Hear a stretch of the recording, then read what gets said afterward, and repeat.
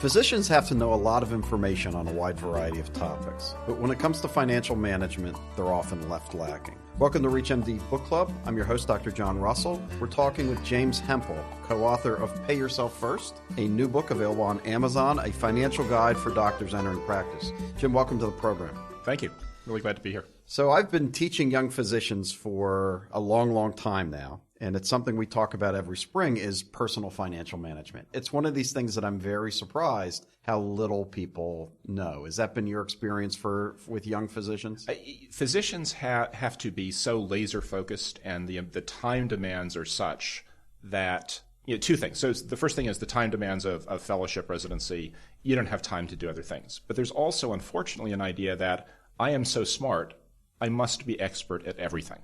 And certainly financial services advertising doesn't help people to avoid that kind of illusion.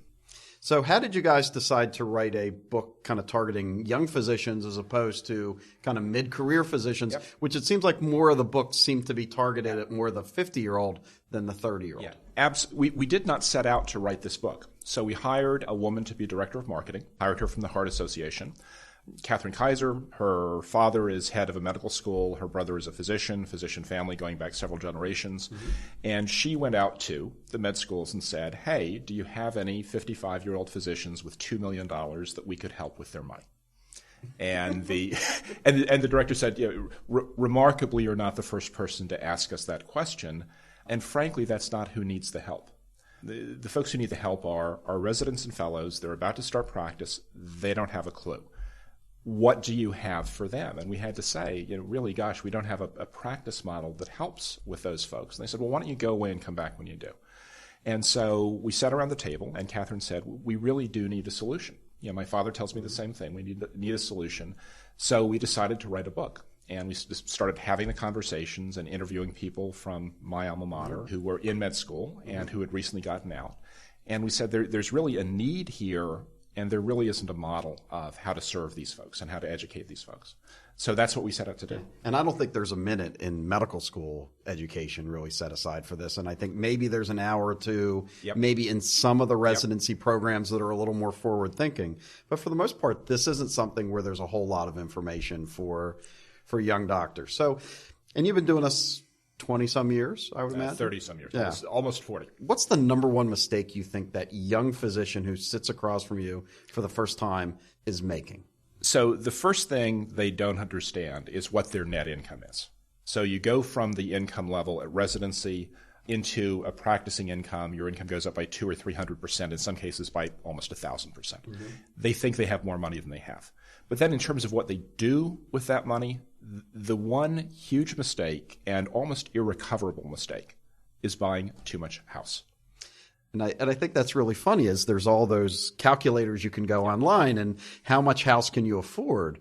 And if you really plug your numbers in there, you really think that you can live in a lot more house than you can. And I guess that's if you don't want any furniture or drive a car or pay the electric bill, et cetera. Yeah, one of the readers on this book, when we were talking about houses, said one of his peers, who was a pediatric surgeon, well compensated, bought a house so expensive he could not furnish it.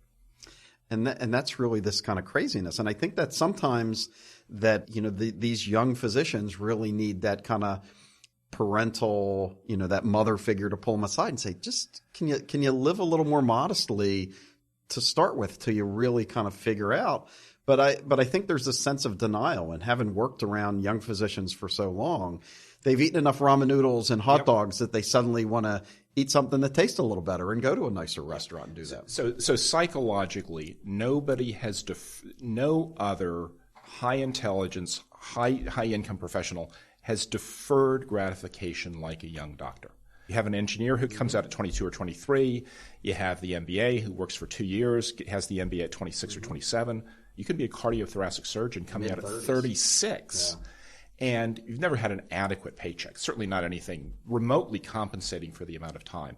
So that deferred gratification, that psychology is really, really important to understand in yourself and to own.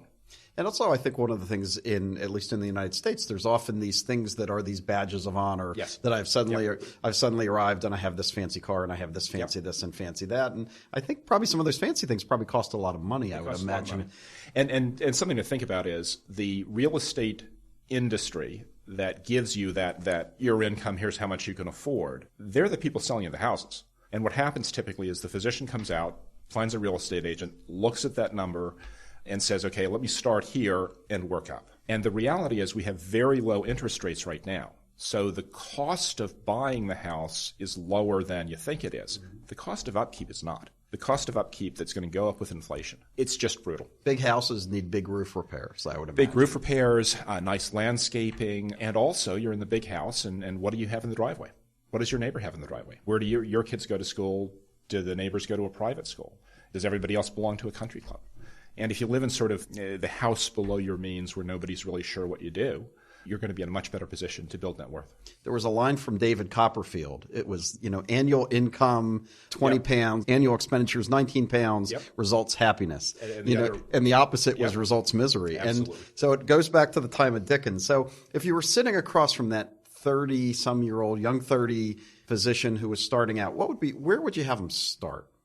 So you start by understanding what your income is going to be, how much lower it is than you think that it is. And then you think that in all of this, you're not negotiating with a financial advisor or a car salesman or a real estate agent. Think about negotiating with yourself. So just put yourself 30 years forward. What are you going to want? And what you're going to want is choices. You're going to want to have the ability to practice the way you want to practice, to go where you want to go. Treat yourself fairly 30 years from now by moderating what you do today. You don't want to be practicing at 70 if you don't want to be practicing at 70. You want to have the choice of whether or not to practice. You want to have the choice of giving up call. My uncle, who's a physician in rural Washington, general practice, unbelievably hardworking, and delivered babies until 4 years ago. Wow. And he said, it was time to stop delivering babies at 2 in the morning. At that time he was 68 years old. And he could do that because he bought a nice house, nice piece of property, but not luxury. And he set himself up very, very well. You're listening to ReachMD Book Club. I'm your host, Dr. John Russell. We're speaking with James Hemphill, author of Pay Yourself First, a financial guide for doctors entering practice. So oftentimes the people who meet with us as young physicians want to sell us big parcels of insurance. Why is that? Well, if you think about the young physician coming out, they have no net worth. They have negative net worth, but they do have a lot of cash flow. So who can get paid for a $20,000 slug of that, say $150,000 or however many dollars of income? Somebody who sells a whole life insurance policy. And I have friends who are life insurance agents. I have never owned cash value life insurance myself. I have never, we're fee-based, so we don't do that, but I've never suggested the purchase of cash value life insurance to anybody under age, I'm going to say 55 or 60, for very specific estate planning reasons. If you're a young physician starting out, understand that the entity, the person who has the biggest incentive to spend time with you in the financial sense is the insurance agent. And that the way that person gets the paycheck is the whole life insurance sale. Give yourself time. Come back to that in 10 years if you want to revisit that, if you're unusually risk averse. Buy a 15-year, 20-year, I've even owned 30-year level term, fixed cost, $2 million of insurance, whatever is reasonable. And it's going to cost you literally hundreds of dollars a year. So how should the person know? And I think this is hard to do on your own. And I think your book helps, and I think that gives people. But I think sometimes needing a professional, just like you don't drill your own teeth and cut your own hair. Yep. And how do you know who to trust, right? Because there's lots of people in America who can call themselves financial planners, and there's lots of different initials, and we don't always understand what all the initials. How would I know in any town USA what should be some of the questions when I'm auditioning someone to help me with my money? So the thing you want to understand is, how does this guy or gal get paid? So when we came to this, so we're largely an investment advisor. We get paid a percentage of assets. That model doesn't work for this group. So what we did is put together a flat fee program. Fees disclosed, that's all we get. There's nothing else secret. I think that's a good model. There are some good advisors. You have to look hard to find them, but who are fee-based on an hourly basis. Probably not the right match for somebody who has $2 million of assets, but if you're starting out, that's something you can do. But just look at the compensation model. You want somebody who is, I'm saying this because I'm fee-based, but I was commission-based 30 years ago. A fee-based model is a better model, I think, for the delivery of advice. And you want to understand how they're getting paid. And certainly all the funds and things out there, there's lots of hidden fees and lots of funds that the average person might not necessarily know. I have to pay extra money to put money in, to take money out. And I think for a lot of young investors, I think that's something they don't ever ask about. So for most investors, for every investor, let me back up. For every investor, all of our thinking about investing should always start with index funds. Mm-hmm. You can buy an S&P 500 index fund. The built-in cost is 10 basis points, 0.1%. You're going to capture the return of the 500 largest, most profitable companies in the country, and you're done. And you don't have to do anything. And you just put your money in there year after year after year.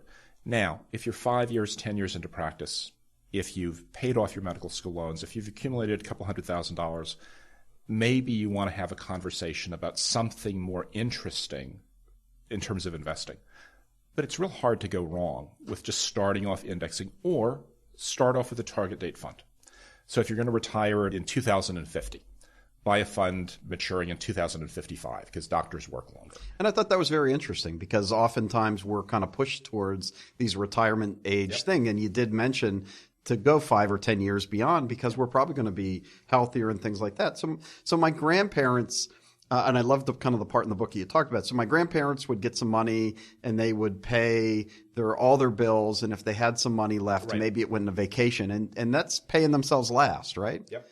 So that's not what I should be doing. It's not what you should be doing, and it's not, frankly, what our generation is capable of doing. I had clients when I was starting out who literally, they would go to the savings and loan with $10 in cash at the end of the week and ended up with a good bit of money. Mm-hmm. We don't do that.